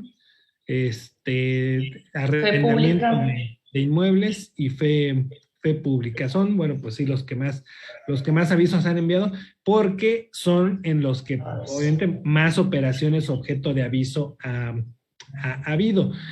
Por ejemplo, en transmisión de derechos sobre bienes inmuebles son un poco menos de 900,000 avisos, pero son operaciones en las que hay el monto involucrado es mayor. Recordemos que una venta de inmuebles, el umbral, el monto de aviso es 8,025 UMAS, a un poco más de 700,000 pesos, ¿verdad? Entonces, bueno, pues aquí tenemos un total al día de hoy de 45 millones. ¿Qué podemos observar? Bueno, obviamente el primer año hubo 45,000 avisos porque solamente eran los de septiembre, octubre, noviembre y diciembre. 4 meses, estaba empezando, muchos no se dieron de alta en tiempo, entonces, bueno, por eso eran tan poquitos avisos. Pero ya para 2014 ya vemos casi 3 millones de avisos enviados en total, cifra que continúa subiendo, un poco más de 5,5 millones en 2015, 4 millones en 2016, se mantiene alrededor de los 4 millones. Vemos un repunte otra vez en 2019. En 2020 baja un poco. Recordemos que 2020 fue el año en el que inició la pandemia. Hubo menos actividad económica. Los que rentaban ya no rentaban, o los que rentaban bajaron las rentas y entonces quedaban por debajo del monto para el aviso, ya no tenían que presentar avisos. Obviamente hubo menos venta de vehículos, menos venta de inmuebles, menos venta de joyas, y por eso es que se presentaron menos avisos que el año anterior. Pero 2021, bueno, pues ya como se empezaron a retomar las actividades, se dispara un poco, bueno, mucho, 7,267,000 avisos. Ahorita, bueno, pues llevamos solo el conteo del primer cuatrimestre. Si seguimos con esta tendencia, vamos a llegar a casi 12 millones de avisos en el 2022, ¿no? Entonces, ¿a qué se debe esto? Pues puede ser en parte a que hay más cumplimiento por parte de los sujetos obligados, pero también, bueno, a la actividad económica que se ha estado recuperando. Aquí yo creo que vemos un indicador de la actividad económica del país. Bien, ¿de esto quieres comentar algo, Ale, o ya pasamos a la siguiente? No, de algunos comentarios que ha hecho la Unidad de Inteligencia Financiera respecto a los avisos que se han presentado, ¿no? Aún y cuando creemos que el aviso se puede presentar de una manera sencilla, y creo que está clara la ley cuando te dice que a partir de determinados umbrales o a partir de determinados montos debemos de presentar el aviso. Bueno, la Unidad de Inteligencia Financiera ha detectado que hay varios errores en los avisos que se presentan, ¿no? Una de las observaciones que hace es que varios de los avisos que se han presentado son por debajo de los umbrales de aviso. Y dentro de estos informes sectoriales, bueno, la autoridad presenta informes sectoriales de manera periódica cada semestre a los sujetos obligados y les mencionan alguna información importante que ve la autoridad. Y en esta parte de los informes sectoriales menciona precisamente eso, ¿no? Que hay varios avisos que presentan los sujetos obligados por debajo de los umbrales de aviso. Y bueno, lo que hace o lo que comenta la Unidad de Inteligencia Financiera es que, bueno, pongan atención y que realmente se manden los avisos cuando se deban de mandar. Esa es una de las cuestiones que menciona. En estos informes sectoriales que comunica la Unidad de Inteligencia Financiera a los sujetos obligados cada semestre, también pues hace mención de cuántos sujetos obligados tiene registrados por cada actividad vulnerable y cuántos son los que presentan avisos. Por eso hace rato que mencionábamos la cifra de 100,000 sujetos obligados dados de alta, mencionamos que no todos están presentando avisos porque, por ejemplo, la Unidad de Inteligencia Financiera dice que en la actividad de préstamos para el 31 de diciembre del 2021 había registrados 18,650 sujetos obligados, pero dice que solamente enviaron avisos 2,210 sujetos obligados. O sea, de los 18,650, solamente 2,000, que es un poquito más del 10, 15%, enviaron avisos. Los demás seguramente enviaron informes sin operaciones, es decir, no están llevando a cabo actividades, por lo menos que sean objeto de aviso, ¿no? Puede ser, pues sí puede haber muchos que se dediquen a otorgar préstamos por debajo del umbral del monto para la presentación del aviso. El año pasado eran 143,000 pesos. Entonces puede haber quienes otorgan préstamos pues de 20,000, de 30,000, de 50,000 que no llegan al monto para presentar aviso y bueno, sí tienen que estar dados de alta como actividad vulnerable, pero lo que van a hacer es estar enviando informes sin operaciones. A ver, si vemos, por ejemplo, de inmuebles, dice el SAT que para finales del 2021 tenía registrados a 20,450 sujetos obligados y de esos 20,000 solamente 2,947, un poco más igual del 10% presentaron avisos. Los otros, pues 17,000 y tantos sujetos obligados que están dados de alta como en la actividad vulnerable de inmuebles, no presentaron avisos. Puede ser porque no llevaron a cabo actividades objeto de aviso o porque no están llevando a cabo actividades. De hecho, en días recientes la autoridad mandó a los buzones tributarios, ¿no? Información respecto a, bueno, una invitación o les mandó un mensaje a las personas que están dadas de alta que no han presentado avisos y no han presentado informes de sus operaciones. Fue la semana pasada, ¿no? Si no me equivoco.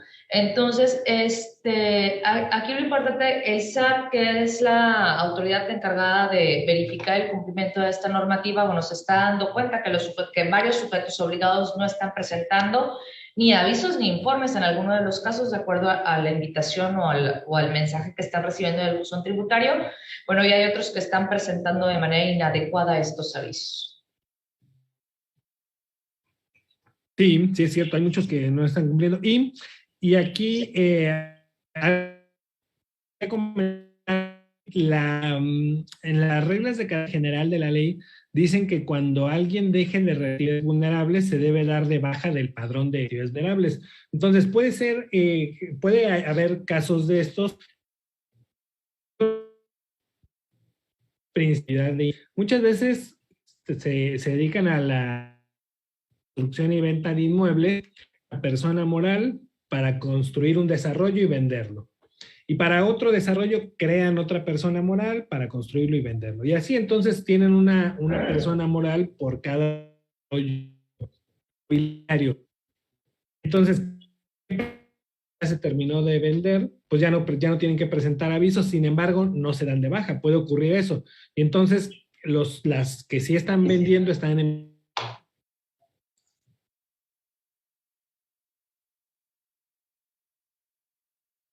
Cuando ya no realizan dar de baja el portal de prevención de lavado de dinero, porque es el hecho de seguir dado de alta. Y además, si bien, aunque tú te des de baja, la autoridad tiene 5 años para revisarte.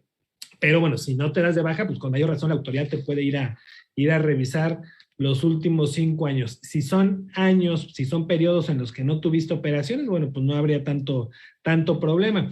Pero si alcanza a revisar los periodos en los que sí tuviste obligaciones, bueno, pues ahí dependiendo del cumplimiento que hayas tenido, puede o no haber problemas.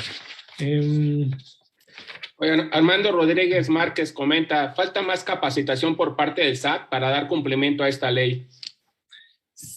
Pues sí y no. ¿Por qué sí y no? Porque yo creo que, bueno, el SAT no tiene la obligación de capacitar a los sujetos obligados, ¿no? Pues ahí está la ley, ahí está el reglamento, las reglas de carácter general.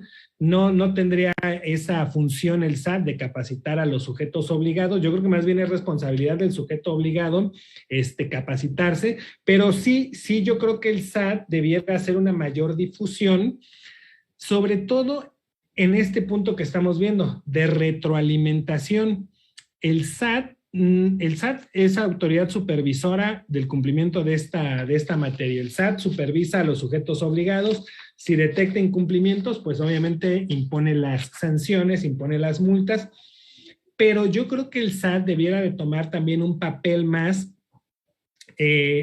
no de simplemente te reviso y si estás mal te sanciono, sino de te oriento para que tengas un mejor cumplimiento, porque esta información debe de llegar a la unidad de inteligencia financiera para que haga sus análisis y vea si alguien puede estar lavando dinero. Entonces, el SAT, si tuviera una mejor retroalimentación y comunicación con los sujetos obligados, podría ayudar a que se envíen mejor los avisos, a que haya un mejor cumplimiento, y de esa forma llegaría más y mejor información a la unidad de inteligencia financiera. Le ha fallado al SAT en el sentido de que solamente se ha dedicado a te reviso y te multo, te reviso y te multo, te reviso y te multo, ¿no? Pero no hay ese apoyo, esa orientación al sujeto obligado, y yo creo que se debe en parte a que el personal que está en estas áreas de actividades vulnerables en el SAT, pues también no tiene el conocimiento suficiente como para desarrollar esa función, esa tarea, ¿no? Yo recuerdo hace como 3 años más o menos, un cliente que recibió una visita de verificación, y pues en algún momento, en alguna etapa del procedimiento administrativo, teníamos que llevar un escrito de respuesta a México, porque la revisión vino de allá, y en el requerimiento, en el oficio decía que la información se entregara en Avenida Hidalgo, número 77, piso 6, no sé qué, ¿no? Entonces, pues llegamos con el escrito, ya el representante legal subió al piso 6 y pues ahí iba con el escrito. Y llega al piso 6 y pues así como que nadie lo recibe, no había hacia dónde dirigirse, eran oficinas y había gente trabajando, pero no veía a quién dirigirse. Entonces ahí como que se quedó esperando un rato, y ya alguien pasó y le dijo, oiga, es que vengo a presentar este escrito, aquí dice que en el piso 6, ¿no? A ver, espéreme tantito. Entonces, en lo que esperaba ahí, se dio cuenta que en ese piso 6 había una oficina en donde hay gente del GAFI, que está ahí tiene su oficina gente del GAFI en ese edificio del SAT, que es obviamente gente del GAFI que está viendo cómo el personal del SAT va a aplicar esta ley, ¿no? Ya, bueno, regresaron con esta persona y le dicen, oiga, no, tiene que bajar a planta baja y ahí está oficialidad de partes, ¿no?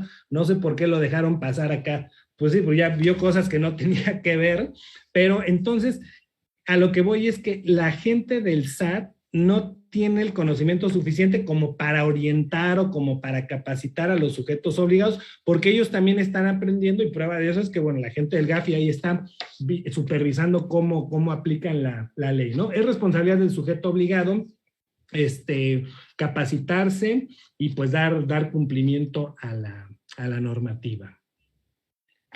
Y sabes que yo creo que esto... Perdón, sí, Ale. La parte de falta de conocimiento de la autoridad creo que sí es un punto importante, y la falta de acercamiento. Podemos ver que el sector financiero, o en mi opinión el sector financiero, ha tenido un crecimiento exponencial en materia de prevención de lavado de dinero, aun y cuando tiene 10 años, prácticamente casi 10 años más que las actividades y profesiones no financieras designadas en este camino de la prevención de lavado. Sí se ve un crecimiento importante respecto al cumplimiento en toda la parte del sector financiero. Parte de esto, bueno, son mucho menos sujetos obligados en el régimen de prevención. En el caso de entidades financieras, son menos de 4,000 sujetos obligados, 3,600 por ahí, no recuerdo el número exacto.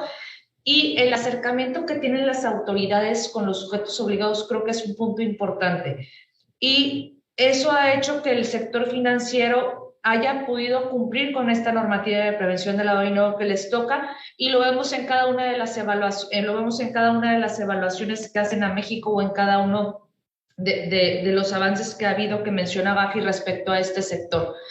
En parte de las actividades vulnerables, bueno, las autoridades no tienen el conocimiento suficiente en materia de prevención del lavado de dinero para poder orientar a los sujetos obligados al cumplimiento, y adicional somos un universo mucho mayor, ¿no? Estábamos hablando que somos alrededor de 100,000 sujetos obligados de este régimen dados de alta, y eso, bueno, también entorpece mucho el acercamiento que pudieran tener las autoridades con nosotros para dar un debido cumplimiento a esta normativa. Bien. Josefina Cuellas dice, buen día, ¿cómo obtengo los formatos de avisos? ¿De dónde se sacan? Estás con silencio. Gracias. En el portal de prevención de lavado de dinero, ahí está, bueno, hay una sección de actividades vulnerables, ahí se despliegan todas las actividades vulnerables, seleccionamos la que nos aplica y ahí podemos descargar la plantilla Excel para el llenado de los avisos. La otra es entrar al portal con tu firma electrónica y ahí capturas el aviso. Bien. Bueno, retomando el punto en el que íbamos, en donde hablamos de que el SAT sí tiene cierta retroalimentación a través de estos informes sectoriales, en donde analiza la calidad de los avisos enviados y, por ejemplo, dice una mención recurrente que le hace a todas las actividades vulnerables es que los avisos tienen errores en la parte de las alertas. Ya explicábamos casi al principio que una alerta es un indicador de riesgo. Cuando yo observo que hay una situación en donde posiblemente hay recursos ilícitos, yo tengo que reportarla a la autoridad en 24 horas. Pero resulta que el SAT le dice, o la Secretaría de Hacienda más bien, la UIF le dice a los sujetos obligados que tienen ciertas fallas al momento de capturar información en las alertas.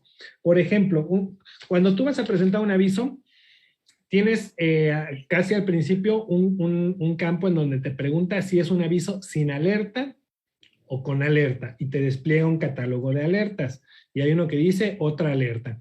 Y además hay un campo abierto en donde tú puedes poner una descripción de la alerta. Tú puedes elegir una del catálogo y además, adicionalmente, le pones una descripción. Bueno, pues la UIF detecta que hay avisos en donde en el campo de alerta se selecciona que es sin alerta o se le pone con otra alerta.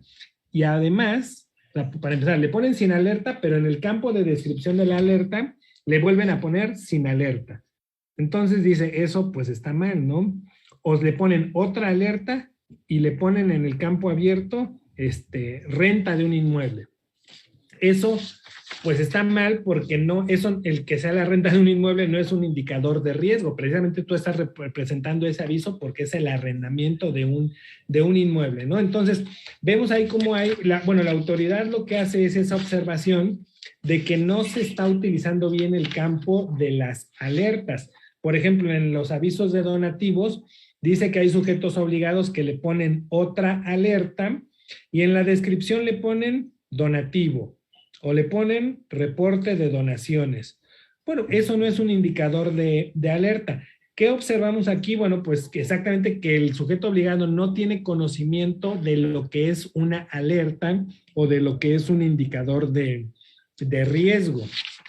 Y eso, pues no ayuda a la autoridad, porque la autoridad al recibir un aviso, cuando la UIF recibe los avisos, como son a través de formatos electrónicos, no hay personal así que está revisando los avisos, a ver, no, son sistemas informáticos que hacen cruces de información y análisis. Entonces, cuando los sistemas de la UIF reciben avisos en donde se le pone otra alerta, pues eso prende un foco, ¿no? Porque a ver, ¿qué pasó en esta operación? ¿Cuál es la alerta que nos están reportando?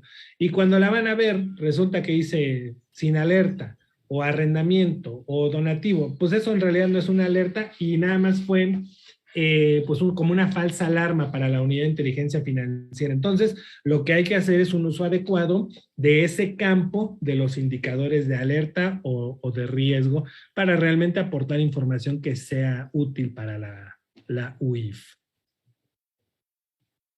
¿Quieres comentar algo, Alem? No, y realmente adicional a los errores que se tiene, bueno, la UIF también ha mencionado que los reportes, bueno, que los avisos que se han presentado con alertas son mínimos, ¿no? Es muy poco el porcentaje de avisos con alertas que se están enviando a la unidad de inteligencia financiera.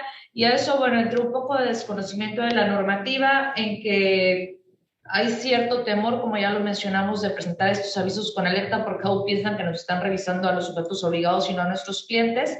Bueno, es lo que hace que no exista un régimen de prevención adecuado.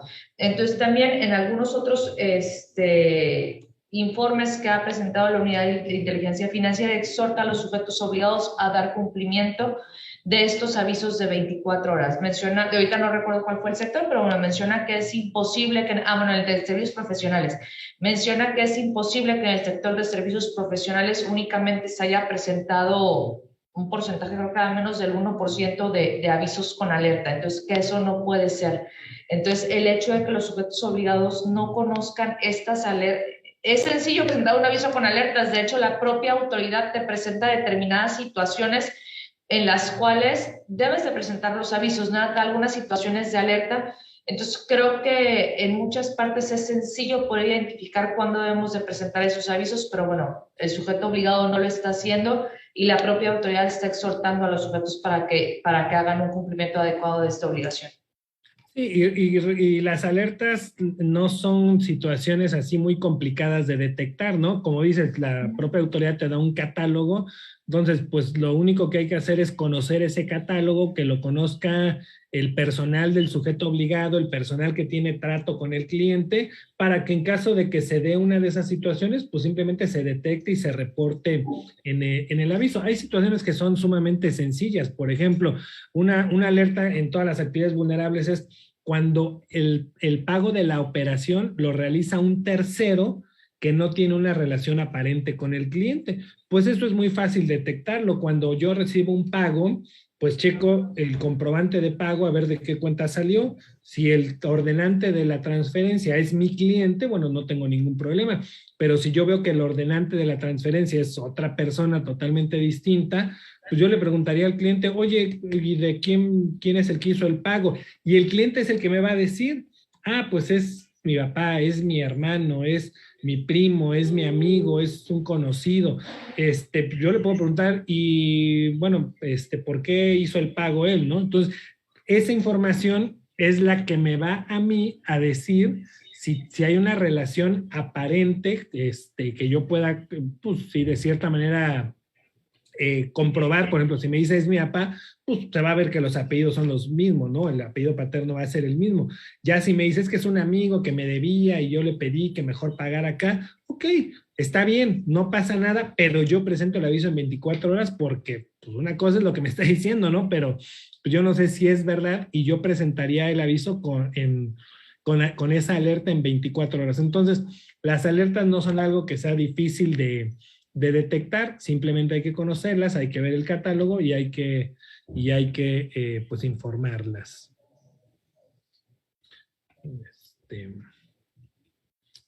Como ves, ya pasamos al siguiente tema, ¿verdad? Sí. Ok. Bueno, vamos a hablar de cómo ha estado la supervisión de la autoridad. Ya hemos comentado que el SAT es la autoridad que tiene las facultades de supervisión o de verificación del cumplimiento de esta normativa. El SAT tiene la facultad de practicar visitas de verificación, requerimientos de información y documentación para comprobar si el sujeto obligado ha dado cumplimiento a las obligaciones que establecen la normativa. En la Ley de Prevención del Lavado de Dinero hay diversas obligaciones y desde luego hay infracciones cuando no se cumplen con esas obligaciones y la consecuencia es que puede haber multas, sanciones administrativas, multas, y hay algunos casos especiales en donde además de la multa puede haber una afectación en el desarrollo de la actividad del sujeto obligado. Por ejemplo, para fedatarios públicos, tanto notarios como corredores públicos. Si la autoridad detecta incumplimientos, los va a multar, pero dependiendo del incumplimiento, si es una omisión en la presentación de un aviso, de inmediato la autoridad, el SAT puede solicitar o puede iniciar el procedimiento para que se le retire la habilitación o la patente al fedatario público. Si es otro tipo de incumplimiento, cuando hay una reincidencia, puede la autoridad, el SAT, iniciar o solicitar el inicio de este procedimiento y si ocurriera el caso, bueno, pues el fedatario público ya no podría continuar desarrollando su actividad porque ya no tendría la patente o ya no tendría la habilitación que le otorga la autoridad. Esto ocurre también en casinos, se les puede Se puede pedir a la Secretaría de Gobernación que les cancele o que les retire el permiso y... Agentes aduanales. Aduanales. También ellos pueden tener esta sanción adicional. Bien. Entonces, la autoridad, el SAT tiene esas facultades de verificación, de supervisión, y lo puede hacer a través de dos formas. Una visita, que es una revisión in situ, es decir, la autoridad del SAT va al domicilio del sujeto obligado, ahí practica la revisión. Después se sigue todo un procedimiento administrativo que está regulado en la Ley Federal de Procedimiento Administrativo y finalmente, bueno, pues si hay incumplimientos, se determinan las sanciones. Y la otra forma que tiene la autoridad para comprobar el cumplimiento es a través de requerimientos de información y documentación. Esta es una revisión porque la autoridad solo va al domicilio a requerir, notifica un requerimiento en donde señala cuál es la información y documentación que va a revisar. Le da un plazo de 10 días al sujeto obligado para que le lleve a sus oficinas, a las oficinas del SAT, la información y documentación y ahí haga la revisión la autoridad. Se sigue el procedimiento administrativo y finalmente, pues si hay incumplimientos, se van a imponer las sanciones. Lo que hemos visto es que la autoridad ha hecho este tipo de revisiones como por etapas, como por momentos, ¿no? Al principio, y cuando dábamos los primeros cursos de ley antilavado, hablábamos de este tema, pero siempre decíamos en 2013, 2014, todavía, sí, en 2013 y 2014 principalmente, decíamos ahorita la autoridad no va a practicar visitas de verificación. ¿Por qué? Pues porque la ley acaba de entrar en vigor. ¿Qué revisarían? O sea, no te podrían revisar 3, 4 meses, pero ellos también apenas están aprendiendo. Entonces, vamos a esperarnos tantito y van a empezar las visitas. Y efectivamente, 2015, mediados del 2015, por ahí, empezaron poco a poco las visitas. Lo que hemos visto es que son por periodos. O sea, hay momentos en donde hay visitas, hay requerimientos y de pronto descansan un tiempo y otra vez vuelven a lanzar algunas visitas, algunos requerimientos. Y en cuanto a los requerimientos, ha habido de distintos tipos. En ¿qué fue? 2017, creo, 2017, estaban dado y que no habían presentado avisos ni decía, tenemos detectada alta en tal, has presentado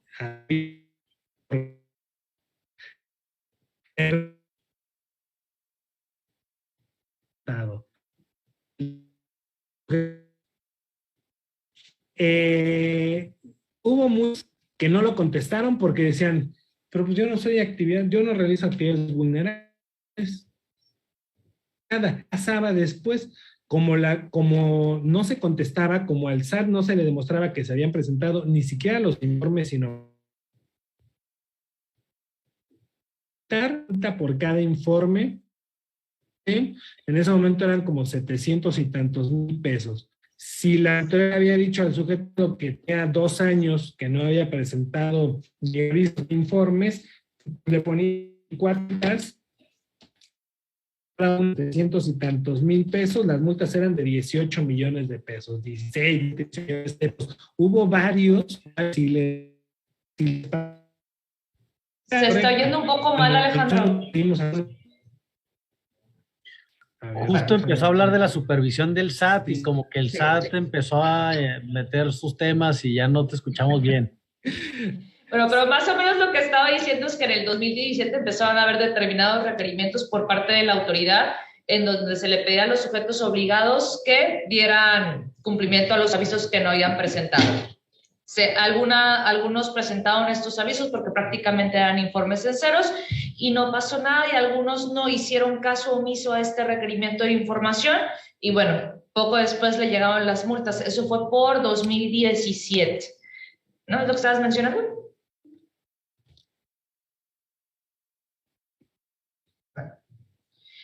Poco a poco ha habido más revisiones por parte de la autoridad, como mencionó Alejandro, bueno, como que sí agarran determinados periodos para llevar a cabo la revisión. Vimos un incremento importante en revisiones a inicios del año pasado. En 2020 hubo, sí. Hubo un incremento importante, ¿no? Empezaron a revisar generalmente los sectores que hemos visto que revisan o que existen más revisiones son los notarios, todo lo relacionado con el sector inmobiliario y joyerías, ¿vehículos? ¿No? Creo que son los... Vehículos, joyería, vehículos. Arrendamiento, sector inmobiliario. Sí. Creo que son los principales, ¿no? Sí ha habido otro tipo de revisiones, a comercio exterior, a servicios profesionales, sí están revisando a todos los sectores, pero bueno, lo que nos ha tocado ver es que hay algunos sectores que están un poco más revisados, que les llegan más revisiones que a otros.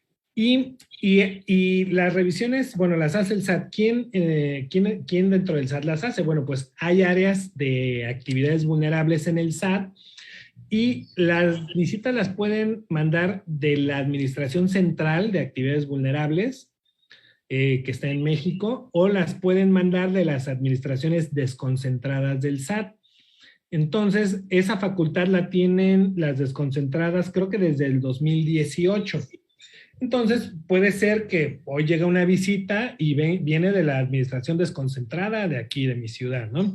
O puede ser que llegue una visita y venga directamente de la administración central de la Ciudad de México. Entonces, el hecho de que las desconcentradas puedan practicar visitas de verificación, pues le da más manos a la autoridad, más brazos para ejercer estas facultades de supervisión, y eso hace que haya más posibilidad de que si yo soy un sujeto obligado me llegue una revisión, una visita o un requerimiento, y por eso es importante que si no hemos cumplido nos regularicemos, y que si estamos cumpliendo pues lo hagamos bien. Algo que también siempre decimos, Ali y yo, es que el cumplimiento de esta normativa, si bien el propósito es darle información a la unidad de inteligencia financiera para que pueda detectar si hay recursos de procedencia ilícita, ejercer sus facultades, y que en algún futuro eventualmente haya alguna investigación y alguna sentencia contra los que lavan dinero. Bueno, si bien ese es el propósito, lo que nos debe importar como sujetos obligados es que no me vayan a multar. O sea, ese es así el primer objetivo que debo de tener en mente: cumplir correctamente para que no me vayan a multar.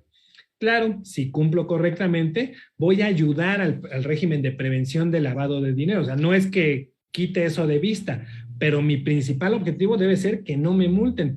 Porque, bueno, pues sí, las multas mínimas son de 19,000 pesos más o menos, pero no te van a poner una multa. O sea, si detectan varios incumplimientos, te van a poner varias multas, y puede haber multas de 300,000 pesos, de 400,000 pesos, de 1,000,000 de pesos, de 3 millones de pesos, de 20 millones de pesos, de 40 millones de pesos.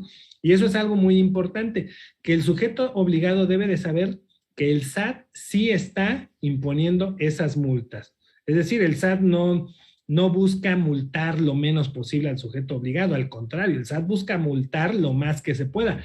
Hay casos que hasta son totalmente pues ilegales, porque te multan 2 veces por el mismo incumplimiento. Por ejemplo, la ley dice en el artículo 18 que se debe identificar al cliente, fracción primera. Fracción segunda, que debe solicitar la información sobre la actividad de ocupación cuando hay relación de negocios. Y fracción tercera, que debe solicitar la información sobre la existencia del dueño beneficiario.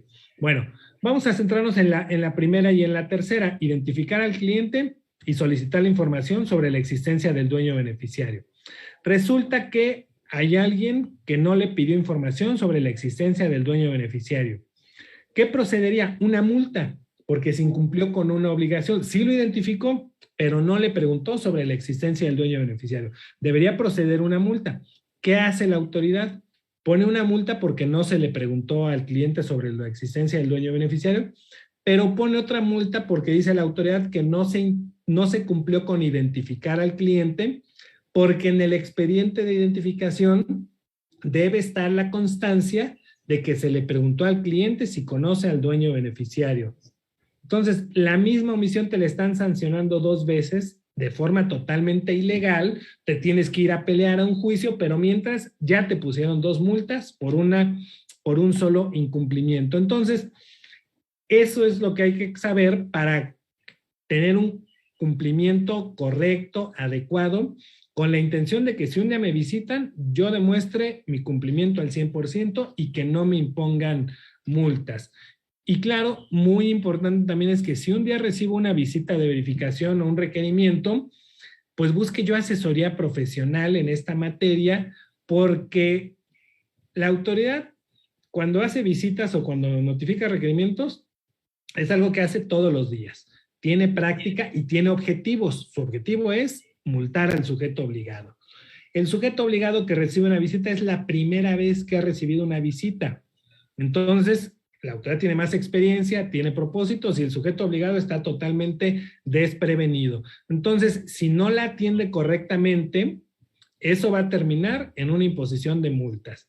Si desde el principio se atiende la visita y se atiende correctamente, eso va a terminar, puede terminar sin la imposición de multas o puede terminar con la imposición de multas las menos posibles, las menos que procedan. Entonces, el recibir una visita o un requerimiento no es algo que el sujeto obligado pueda contestar, pues como lo entienda y pensando que, bueno, si ya después me multan, ahora sí busco asesoría. Porque cuando ya esté la multa, aunque en ese momento podamos irnos a un medio de defensa y pelearlo, si las cosas se hicieron mal desde que se atendió la visita, pues no, habrá cosas que ya no vas a poder desvirtuar. Entonces, es importante que la atención de visitas y de requerimientos sea acompañada por asesores expertos en esta materia. Bien. Resumiendo un poquito, porque ya va a ser hora, ya falta poquito para terminar. Bueno, ¿qué es lo que ha pasado estos 10 años? Bueno, esto es, la opinión de nosotros, ¿no? Ha habido un crecimiento por parte de los sujetos obligados respecto al cumplimiento, no lo suficiente o no lo esperado. A estas alturas se hubiera creído que, ya todos los sujetos obligados habían de estar dados de alta y se tendría que estar dando un cumplimiento cabal a estas obligaciones, como pasó en el sector, en las entidades financieras. Aquí no, aquí el crecimiento ha sido un poco lento. Sí hay más sujetos obligados dados de alta, empezamos con 30,000 sujetos obligados, si no me equivoco, y ahorita ya son alrededor de 100,000. Sí habla un poco más acerca del conocimiento que ha ido teniendo cada uno de los sujetos obligados, pero no ha sido suficiente. Ya pasan 10 años y seguimos muy atrás. Dentro de las mismas recomendaciones, dentro de las mismas evaluaciones que Gafi ha hecho a México, ha señalado que no damos un cumplimiento correcto a la recomendación número 22 y a la recomendación número 23, puesto que nos faltan determinadas obligaciones que la ley no contempla. Por ejemplo, la ley no contempla nada acerca de las personas políticamente expuestas, no contempla un enfoque basado en riesgos, no contempla el poco cumplimiento de los avisos de 24 horas, no da cumplimiento a la recomendación número 20, si no me equivoco, la de los avisos o de operaciones sospechosas. Entonces, sí ha crecido. Sí ha tenido un poco crecimiento el cumplimiento de esta normativa en actividades vulnerables, pero no ha sido lo suficiente o no ha sido lo esperado. Parte por los sujetos obligados, parte por las autoridades supervisoras y parte por el propio gobierno que no ha implementado todo en la norma, todo lo que debemos implementar en la normativa para dar cumplimiento a estas 40 recomendaciones. El que los sujetos obligados cumplan con esta normativa es muy importante porque gracias a un adecuado cumplimiento podemos aportar mucho para que en nuestro país se combata el lavado de dinero, porque la Unidad de Inteligencia Financiera trabaja con la información que le aportamos los sujetos obligados, tanto entidades del sector financiero como las actividades vulnerables. Si no le aportamos información y la que le aportamos no es adecuada, no es eficiente, pues la Unidad de Inteligencia Financiera no tiene con qué trabajar o la información con la que trabaja pues es es limitada. Entonces, mucho depende de los sujetos obligados que realizan actividades vulnerables que en nuestro país se pueda combatir el lavado de dinero. Para ello hay que cumplir con la normativa. No hay que hacer otra cosa, hay que cumplir con la normativa. Realizo actividades vulnerables, me doy de alta como actividad vulnerable, identifico a mis clientes, llevo registros de las operaciones, doy seguimiento y acumulación, presento los avisos. Si hay dueño beneficiario, recordemos lo que dice el artículo 22 de las reglas de carácter general. Si el cliente te manifiesta que no tiene conocimiento de la existencia de un dueño beneficiario, pero tú te das cuenta que sí hay un dueño beneficiario, identifícalo para que en el aviso lo informes, para que reportes al dueño beneficiario. Entonces, si nosotros cumplimos con la ley, si nosotros cumplimos con esta normativa, mucho podemos ayudar para que se combata el lavado de dinero. Pero cuando no queremos cumplir o cuando decimos no, pero ¿cómo le voy a preguntar si hay dueño beneficiario o no? ¿Cómo voy a reportar que hay dueño beneficiario? ¿Me voy a hacer de la vista gorda? Pues entonces no estamos abonando, no estamos ayudando al régimen de prevención de lavado de dinero. Entonces tenemos una importante responsabilidad y yo creo que a casi 10 años de que se publicó esta ley de prevención de lavado de dinero, sí debemos de tomarla un poco más en serio, pues por el bien de nuestro país y por el bien de todos los mexicanos.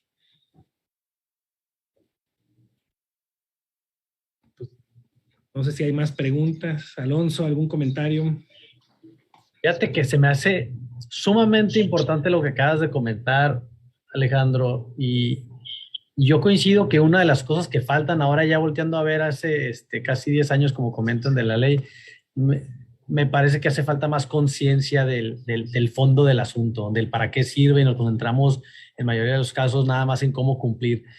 Pero yo sí creo que si somos conscientes de qué es lo que se busca y cómo podemos aportar justo lo que estás comentando, el cumplimiento se vuelve más sencillo porque sabemos que tiene un fin, un propósito, que es justamente pues, apoyar a que en este país no haya tanto lavado de dinero y hacer conciencia de esos impactos, porque también decimos, vamos a prevenir el lavado de dinero. ¿Y por qué? ¿Cómo me impacta a mí el lavado de dinero? O sea, tenemos que ser conscientes cómo nos impacta y todos los efectos que tiene tanto en nuestro círculo cercano como a nivel país, para que hagamos conciencia y ya en automático viene el cumplimiento, creo yo. Entonces, coincido con esa parte y me parece, creo que la parte más importante. Excelente comentario para cerrar, muy bien.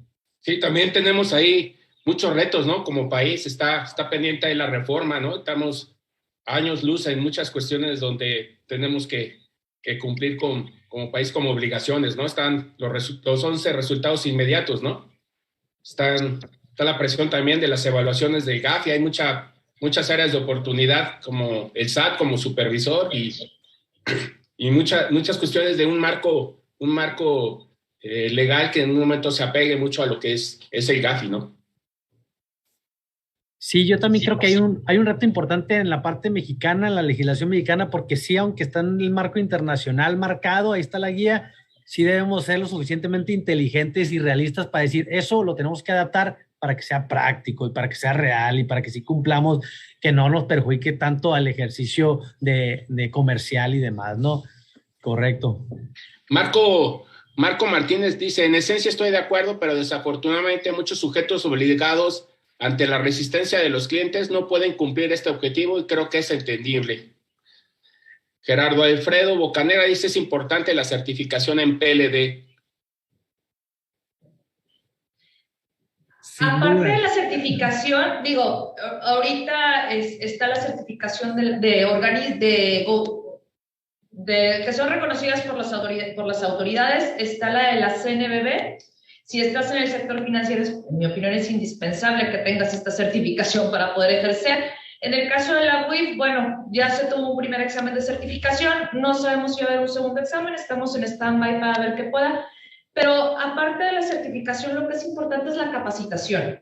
Es necesario que todos los sujetos obligados entiendan este régimen y que le den la adecuada difusión o la adecuada capacitación al personal que esté involucrado en esta parte del régimen de prevención del lavado de dinero. Sin capacitación vamos a seguir como estamos hasta ahorita, y lo peor, cuando realmente ya la autoridad tome en serio estas verificaciones o tome en cuenta sus facultades de comprobación, bueno, quien se va a perjudicar, los perjudicados van a ser los sujetos obligados por no haber cumplido como debe de ser.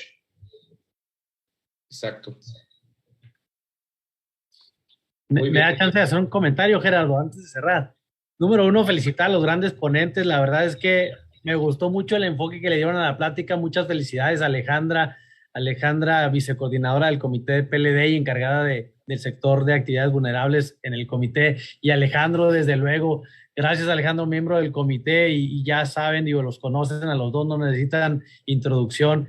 Grandes profesionistas en este tema. A mí me encantó el enfoque que le dieron. Muchas felicidades por la plática. Gracias por el tiempo que nos dieron. Y también agradecerle al doctor Octavio Latorre, presidente de World Compliance, que siempre nos apoya para que podamos hacer este tipo de eventos, y a Jessica Morales, secretaria de World Compliance Association Capítulo México, también darle las gracias. Y por supuesto, mi estimado Gerardo, que anda detrás de nosotros para que todo esto salga bien, para que tengamos los temas, las preguntas, todo bien. Gerardo, gracias por tu excelente trabajo ahí coordinando los eventos. No, al contrario, no, agradecerles también, excelente exposición, la verdad está muy interesante. Felicidades, Alejandro, la verdad, excelente exposición. Ahora sí que hay contexto muy interesante, muy amplio, material de primera, y a todos los participantes, ¿no? Las muy buenas preguntas, muy buenas, todo tipo de comentarios muy buenos, y agradecerles. Tenemos ahí un diploma para Alejandro por parte de World Compliance, ¿no? Por el reconocimiento y agradecimiento como ponentes. Uno más de los miles que ya tienen, ¿no? Sí. En el evento de encuentros de World Compliance está firmado por el doctor Octavio de la Torre, ¿no? Presidente de World Compliance Association, y por Diego Cavazuela. Ahora sí que muchas gracias, muchas felicidades, la verdad, muy interesante, y bueno, los invitamos a que sigan participando en nuestros eventos de World Compliance, Capítulo México. Sí, tenemos uno el 4 de julio con Elsa Torres y Noel Aguilera, de gestión de la banca corresponsal y mecanismos de control. Los invitamos a que se conecten. Muy bien. Pues gracias Alonso, gracias Gerardo. Gracias a todos. Y a todos los que se conectaron. Que estén muy bien. Gracias. Gracias, Alex. Gracias, Ale. Gracias. Gracias a todos. Gracias por acompañarnos y porque ponen muchos mensajes en el chat. Siempre que participan los Alejandros, siempre hay mucha actividad. Felicidades. Gracias.